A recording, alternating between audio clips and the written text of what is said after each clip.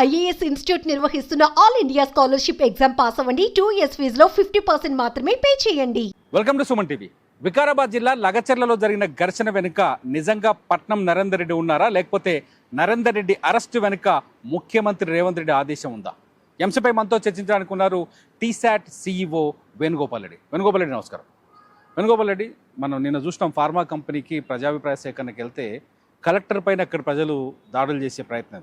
ఈ దాడుల్ని కాంగ్రెస్ పార్టీ స్పష్టంగా నిన్న శ్రీధర్బాబు చెప్పారు, ఇవాళ కాంగ్రెస్ కార్యకర్తలు చెప్తారు, ముఖ్యమంత్రి కూడా ఒక దశలో దాడుల్ని ఖండించారు.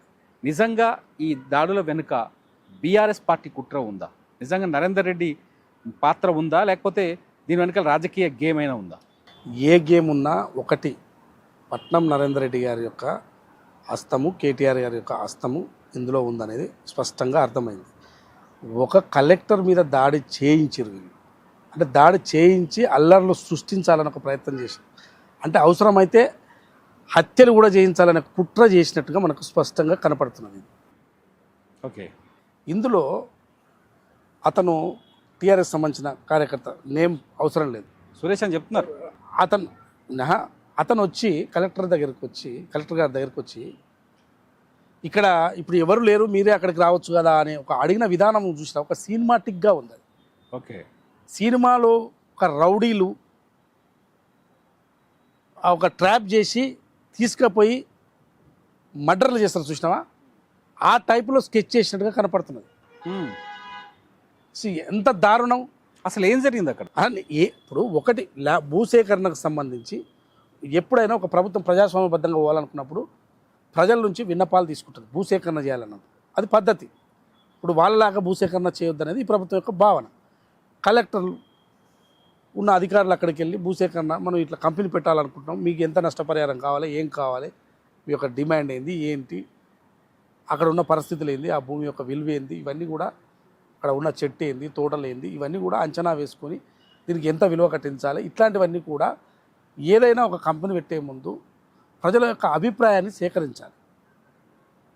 అభిప్రాయాన్ని సేకరించి మరి కంపెనీలు పెడితే మా పరిస్థితి ఏందని ప్రజలు అడుగుతారు.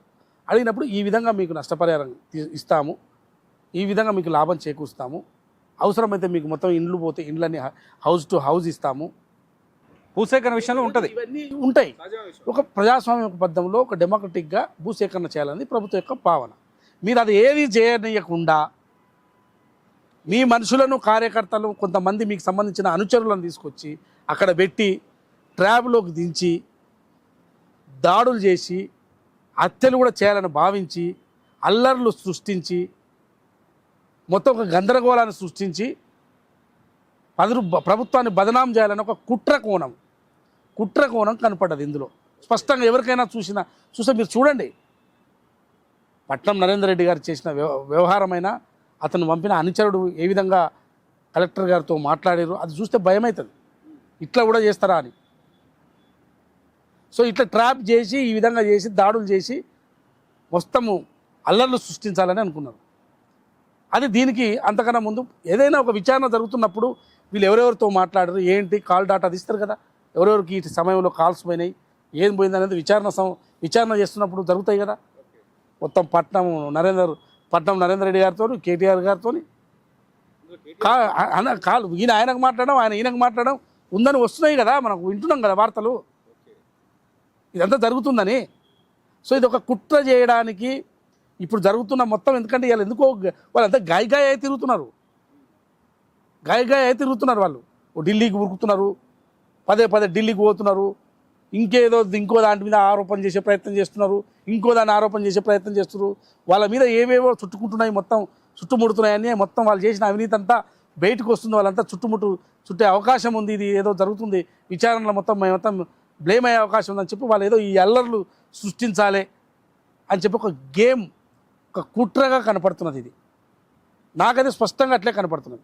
అసలు ఏం జరిగింది అక్కడ ఏం జరిగింది? ఇదే కదా జరిగింది, స్పష్టంగా కనపడుతుంది కదా. సురేష్ అనే వ్యక్తిని వీళ్ళు పురమాయించి కలెక్టర్ దగ్గర అర్థమైంది కదా పురమాయించడం అనేది. మీకు ఆ వీడియో చూడలేట్టుంది, ఇంకా మీరు చూడాలి మీరు వీడియో.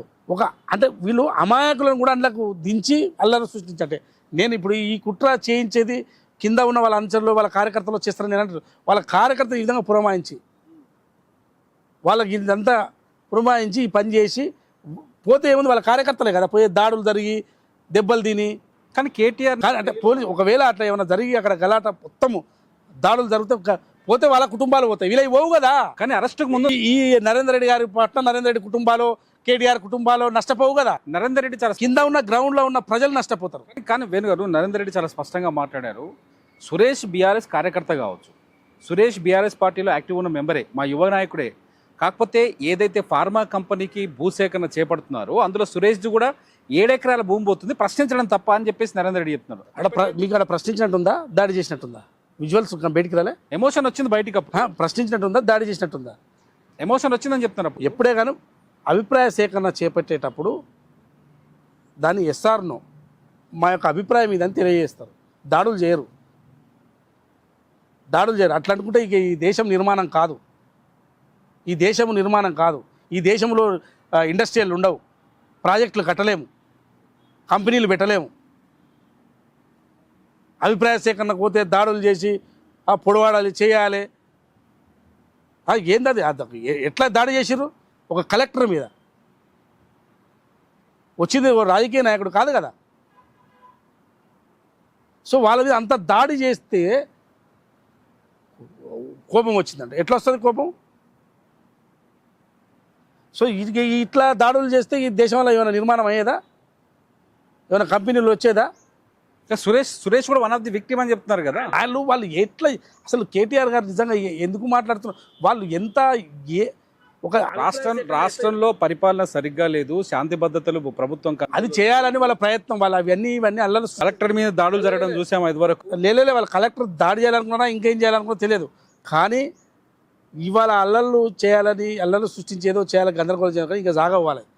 వాళ్ళకు ఇంకా ఎక్కువ చేస్తున్నారు. అది కరెక్ట్ పద్ధతి కాదు, ప్రజాస్వామికంగా పద్ధతి కాదు. మొత్తం మేము చెప్పిందే సాగాలి అంటే కుదరదు అట్లా. వాస్తవానికి అక్కడ ప్రజలు ఏమనుకుంటున్నారు? ఫార్మా ఇండస్ట్రీని ఆహ్వానించారు. ఏదైనా ఒకటండి తిరుమల గారు, మీరు ఒక్కటే గుర్తుపెట్టుకోండి. ఈ దేశంలో ఎన్నో ప్రాజెక్టులు కట్టారు, ఈ దేశంలో ఎంతో నిర్మాణం జరిగింది, ఎన్నెన్నో ఇండస్ట్రీలు వచ్చినాయి, ఎన్నో యూనివర్సిటీలు వచ్చినాయి. అన్నీ భూసేకరణ చేస్తున్నాయి కదా. ఇవన్నీ కొత్త యూనివర్సిటీలు వచ్చినాయి, కొత్త హాస్పిటల్స్ వచ్చినాయి, ఇవన్నీ భూసేకరణ చేస్తూనే అయినాయి కదా. సో ఇవాళ ఒక ఫార్మా కంపెనీ పెట్టాలన్నా, ఇంకో కంపెనీ పెట్టాలన్నా భూసేకరణ జరిగేటప్పుడు ఎవరికైనా ఇప్పుడు వాళ్ళు కట్టిన ఒడ్డు మల్లన్న సాగరు లేకపోతే వివిధ రకాల ప్రాజెక్టులకు సంబంధించేదో భూసేకరణ చేశారు కదా. చేసినప్పుడు ఎవరికైనా అది కొంత ఇబ్బందికరంగా ఉంటుంది. ల్యాండ్ కోల్పోతున్నామనో, ఇల్లు కోల్పోతున్నాను. కానీ సాధ్యమైనంత వరకు ప్రభుత్వాలు కన్విన్స్ చేసే ప్రయత్నం చేస్తాయి. వాళ్ళకు బెటర్ కంపెన్సేషన్ ఇచ్చే ప్రయత్నం ప్రభుత్వాలు చేస్తాయి. చేసినప్పుడు వాళ్ళు అప్పుడు కన్విన్స్ అయ్యి భూములు ఇవ్వడానికి సిద్ధమవుతారు. ఆ ప్రయత్నంలో భాగంగా ఇవాళ కాంగ్రెస్ ప్రభుత్వం చేయబోతున్నప్పుడు మీరు వెనకంగా ఉండి రెచ్చగొట్టి ఇట్లా పురమాయించి దాడులు చేయించి అల్లర్లు సృష్టించి గందరగోళం చేసి బదనాం చేయాలని ప్రయత్నం చేశారు. ఎవరు బదనాము? మొత్తం పోతే సామాన్య ప్రజలే, వాళ్ళ కుటుంబాలే దెబ్బతింటాయి. మనదేం పోయింది? మనం ఏసీ రూమ్లలో కూర్చుంటాం. మన నరేందర్ రెడ్డి అయినా ఏసీ రూమ్లో కూర్చుంటాడు, కేటీఆర్గా అయినా ఏసీ రూమ్లో. కానీ కింద నష్టపోయేది గ్రౌండ్లో ఎవరు? వాళ్ళు నష్టపోతే వాళ్ళకేంది? కానీ ఈ ప్రభుత్వం అట్లా చూస్తూ ఊరుకోదు, వాళ్ళని కన్విన్స్ చేస్తుంది, మీరు చేసిన తప్పులు బయట పెడుతుంది. అది గుర్తుంచుకోండి తస్మాత్. నరేందర్ రెడ్డి అరెస్ట్ వెనుక ఎటువంటి కుట్ర లేదంటారు. ఎట్లా ఉంటుందండి? ఎవరు కుట్ర ఉంటుంది? ఎందుకు ఉంటుంది? ఏముంది? ఆయన ఇప్పుడు ఆయన మంచి పని చేసిండా? ఏం పని చేసిండు ఆయన? ఒక కుట్ర చేసిండు ఒక కలెక్టర్ మీద. ఇది మొత్తానికి లగచెర్ల ఘర్షణ వెనుక బీఆర్ఎస్ కుట్ర ఉంది, బీఆర్ఎస్ హస్తం ఉంది అనేది వేణు అభిప్రాయం. చూస్తూనే ఉండండి సుమన్ టీవీ. నమస్తే.